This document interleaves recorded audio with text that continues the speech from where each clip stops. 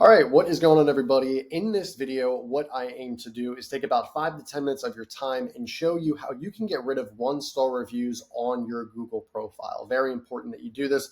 The more one-star reviews you have, that means people aren't going to take you seriously. They're going to actually avoid your business. The more 5 stars you have, the higher rankings you're going to get, the more clientele, and the faster you're going to be able to grow your own business, right? Cool. Let's get started. So step number 1.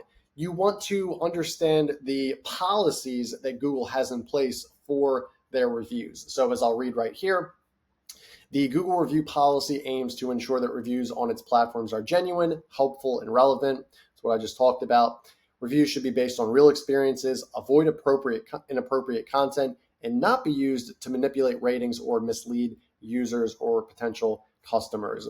Google employs automated systems and manual moderation to detect and remove reviews that violate these policies. And if you guys want to get more in depth into what this actually means, you can go to these links here. You can essentially just Google what I Googled and you'll find the 3 links here. But let's learn a little bit more about the key aspects of the review policy. So authenticity and transparency, like I just talked about earlier, reviews must be genuine and reflect the actual experience with the product or service.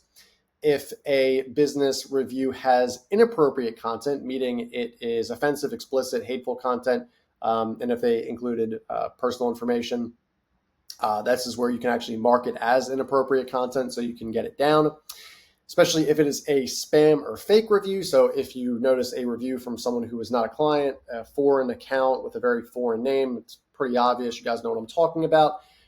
You can actually mark it as spam and get it taken down, right? Same thing if it's a conflict of interest, if it's an old employee, competitor, business owner that left a review, that is not allowed, and you can get that taken down as well. This is very, very important, and I'm glad Google has this in place because it can actually protect a lot of the business owners like myself out there and like you who are watching this, right?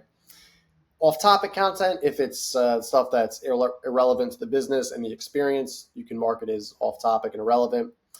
Restricted content, this is where you get into some more harsher type stuff. So violence, sexual content, explicit content, stuff like that. Obviously, that is restricted and that's not allowed on Google's platforms.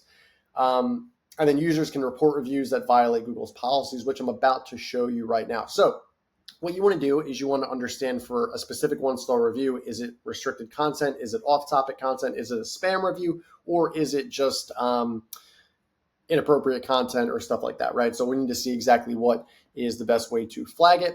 Second thing you'll do is you'll actually go to the spam review, which as you can see here, unfortunately, we get hit with 3 spam reviews. The reason I know these are spam is because underneath the name, they'll put a number of reviews that the person's left. So essentially meaning these 3 accounts have only left 1 review, and I unfortunately was the bearer of that 1-star review. So obviously these are not clients of ours. They're in, I think, India or Pakistan or whatever. So yeah, what we would do, report the review. In this case, as you can see, you're going to report the review, low quality information, off topic, fake or deceptive, fake activity, profanity, bullying or harassment, discrimination, personal information, not helpful. Or if you want to report a legal issue, something more pressing like violence or a threat, something like that, that's where you would report this. But in this case, we're just going to do fake or deceptive. So review involves fake activity, incentivized content, or other misleading behavior. So we're going to report it as such. And now what I would recommend, guys, is don't just do it from your account, do it from multiple profiles, multiple devices. And then I would also recommend that if you can have your employees do this the same, have it be on a Mac or a PC, and then also have them do it on a personal device as well. That would be incredible. That's the second thing. The third thing that you can do is, and this might be glaringly obvious, but you can bury the 1-star review with a bunch of 5-star reviews. So obviously you guys know how to get 5-star reviews. In this case, I think a lot of people just, and again, it kind of boggles my mind, but some people are actually scared to ask for 5-star reviews or ask for a review. So you need to do that. You need to get out there, make sure your clients are having a very pleasant experience. Number 1, that's the most important thing. And then after that, hit them with a review link. And if you did a great job, if they're happy, there's no reason why they would not leave a review. So that's the third thing. And the fourth thing, and this is very, very interesting, guys, is I would recommend that you actually respond to a negative review. So what you do, in this case, what I would do for, I would say, a bad review like these guys, right?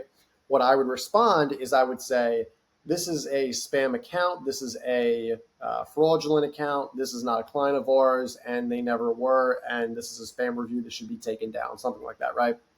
And what this is actually doing is it's putting you, the business owner, in control here, because it's a two-way street. There's a, one person had a bad experience, business owner has a completely different story of what actually happened, right? Because maybe it was unfortunately the customer's fault for what happened with that relationship, right? In this case, it wasn't even that. This is just a fake profile. So I want to say it is that people are going to see what I commented as a business owner online. And a lot of the times what happens is if you respond to a review, you actually get, I want to say, a little bit of respect and just accreditation based on your review. The fact that you had the guts to actually respond to this and to say, hey, like, here's what happened, and provide some clarity and transparency. People love honesty and people love transparency. So that's honestly the best thing that I can say for this. But yeah, I want to help you guys out with this totally for free. Do me a favor and send me an email at sean@needmomentum.com. If you have any questions, I can definitely answer that myself. And then if you want to just pick up the phone and call me as well, this is my office line, 215-607-6482. Call me. I'll be able to help out totally for free. I just want to help you guys get something out of this.